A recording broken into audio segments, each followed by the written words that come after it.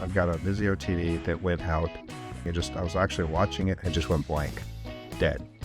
I went online and I looked to find out why it wouldn't turn here. It turns out it's the power board. So I'm going to show you really quick how I go through it. So it may or may not work. We're going to find out. I'm going to record this as I go along just to see, explain where I got my power board to replace it and what I'm doing. So here we go. I found my Vizio model on TVparts Today that has a complete parts list of all the components of my television and helpful guides on how to do the repair. When I was looking at the parts list, I didn't realize that there were actually two separate boards listed. And so I picked the first one that I saw, and while it was slightly different than the one that was actually in the television, by the way, that was available for purchase, there wasn't any problem. With that in hand, I started the repair. And I won't bore you with showing every single screw that is removed.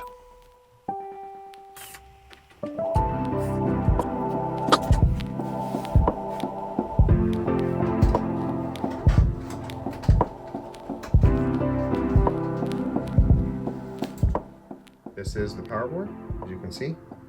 What we want to look for are the areas where it is actually mounted to the television itself, and then also remove those connectors.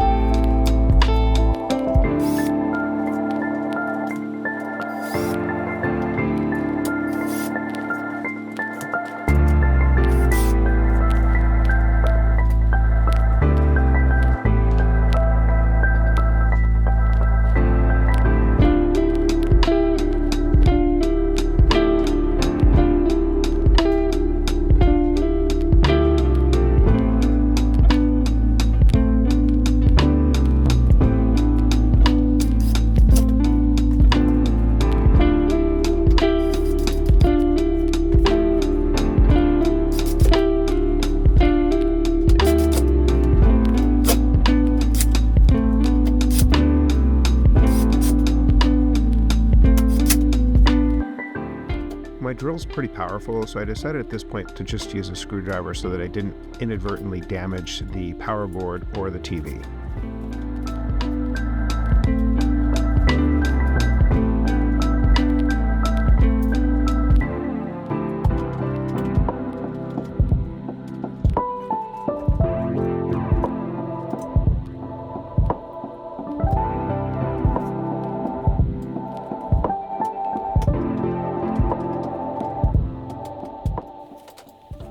Now I'm just reconnecting the electronics back to the TV.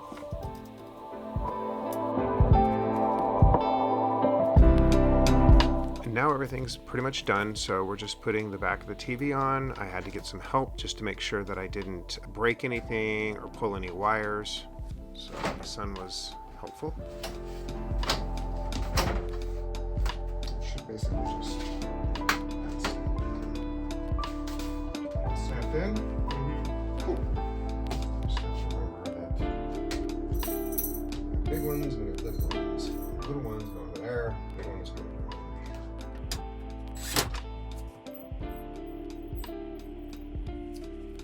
there. And this is just more putting screws back in, so we'll probably cut some of this and jump ahead to the end.